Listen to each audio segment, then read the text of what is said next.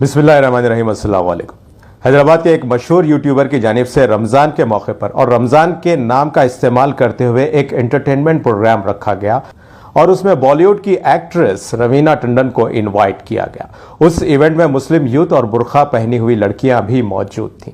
इस सिलसिले में मुझे 4 लोगों से कुछ सवालात करने हैं। मेरा पहला सवाल अंबिया के उन जानशीनों से करना है कि आखिर हमारी गैरत कहाँ चली गई। बेहयाई और बेदीनी पर हमारे चेहरे अब गुस्से से सुर्ख क्यों नहीं होते। दीन इस्लाम को मजाक बनाकर रख देने वालों को समझाने बुझाने के बाद उनको हम वार्निंग्स क्यों नहीं देते। हमारे मसलकों के खिलाफ कोई काम हो जाए तो उन चीज़ों पर हम आपे से बाहर हो जाते हैं जिनका ताल्लुक ना फराइज से रहता है, ना सुन्नतों से, और ना ही आखिरत से, और ना आखिरत में पूछे जाने वाले सवाल और जवाब से। लेकिन दिन दहाड़े दीन इस्लाम और शरीयत की धज्जियां उड़ाने वाले, बेहयाई फैलाने वाले और उम्मत मोहम्मदी सल्लल्लाहु अलैहि वसल्लम के बच्चे बच्चे को बेहया बनाने वालों के खिलाफ कोई आवाज नहीं, कोई एहतजाज नहीं, और ना ही कोई एतराज, और ना ही कोई गम, और ना कोई गुस्सा। मुझे याद है आज से कुछ सालों पहले मैं सियासत अखबार के बेंगलोर ब्रांच में था। तब वहां का एक वाकया सुनाया जाता था कि टाइम्स ऑफ इंडिया के बेंगलोर एडिशन में एक आर्टिकल पब्लिश हुआ था जिसमें अल्लाह के नबी सल्लल्लाहु अलैहि वसल्लम की शान में गुस्ताखी की गई थी। तब वहां के मुस्लिम उलमा उस टाइम्स ऑफ इंडिया के ऑफिस के सामने जाकर अपना कैंप डाल लिए थे। वहीं वजू करते थे, वहीं नमाज पढ़ते थे। जब तक के टाइम्स में उसके खिलाफ माफीनामा नहीं छपता तब तक वो वहां से नहीं हटे।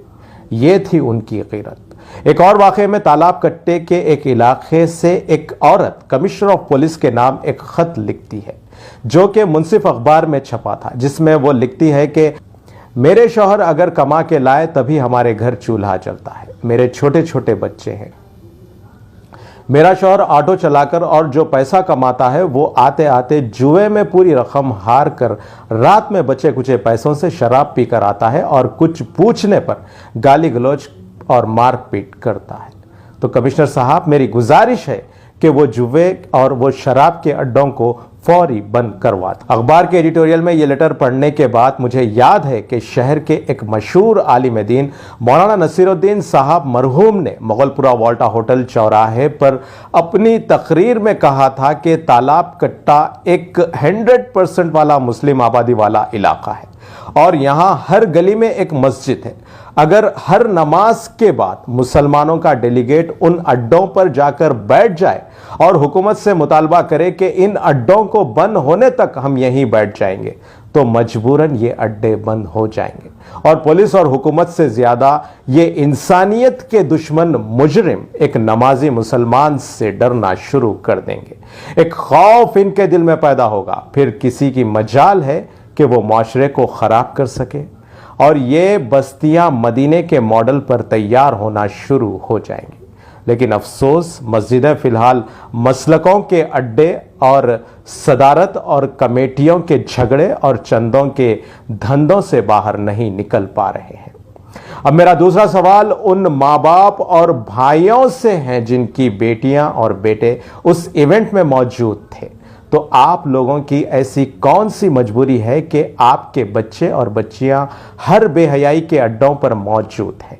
इतना भी नहीं जानते आप लोग कि जितनी लड़कियां वहां मौजूद थीं उनके बाप, भाई, दादा और नाना को दय्युस कहा गया है।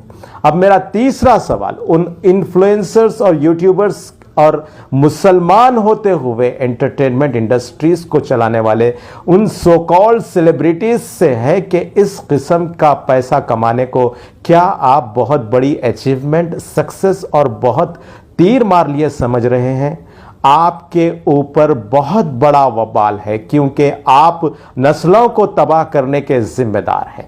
आपको इस्लाम हरगिज इस बात की इजाजत नहीं देता कि आपकी वजह से एक मुसलमान बच्चे के अखलाक, किरदार, रवैये और उनके दिल और दिमाग खराब हो। आपके 2 कौड़ी के छिछोरेपन, लच्चरपन और 2 कौड़ी के एंटरटेनमेंट से हमारी नस्लों को खराब नहीं कर सकते आप।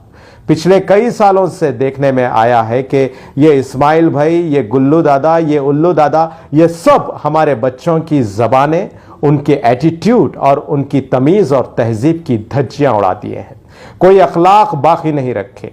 आप अगर जोकर हैं तो आपको मुबारक, लेकिन आप लोगों को ये इजाज़त हरगिज़ नहीं है कि मुसलमान बच्चों के अखलाक को बिगाड़ें और हमारी तहजीब की धज्जियां उड़ाएं, और वो इन्फ्लुएंसर्स भी बाज आ जाएं जो सिर्फ जानवरों की तरह हर जगह सिर्फ खाते फिरते हैं और उम्मत को सिर्फ खाने और खाने में मुब्तला करके रख दिए हैं। कोई इंसानियत बाकी नहीं है आप लोगों में।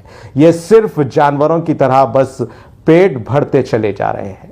चंद पैसों के लिए ये जानवरों की तरह जिंदगी गुजारना बंद होना चाहिए।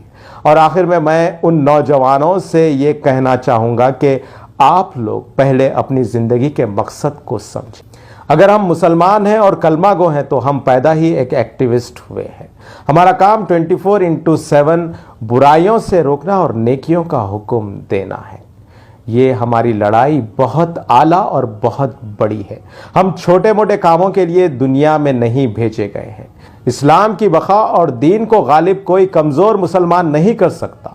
उसके लिए एक जंगजू, एक वॉरियर और एक ताकतवर मर्द मुजाहिद चाहिए। लेकिन हमें एक साजिश के तहत कुछ नौटंकियों के ज़रिए फजूल के कामों में मुब्तला करके हमें हमारे असल मकसद से दूर कर दिया जा रहा है। मेरे एक सवाल का जवाब दो दोस्तों, आखिरत में हम तारिक बिन ज़ियाद, खालिद बिन वलीद और सुल्तान सलाहुद्दीन अय्यूबी से क्या नज़रें मिला सकेंगे? क्या होगा हमारा अगर हम इसी हाल में मर जाएं और आखिरत में नौटंकियों, भांडों, हिजड़ों और जोकरों के साथ उठाए जाएंगे? तो अब फैसला हमारे हाथ में है।